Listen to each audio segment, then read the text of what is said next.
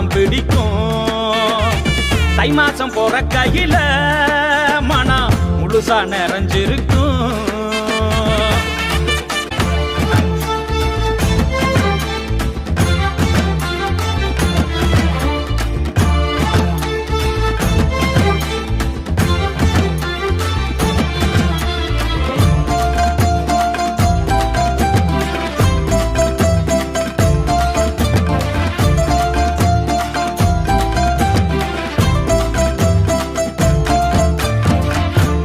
திருகி ஏத்தி சொருகி நெல்லு மணிய நேத்தி செஞ்சோம்.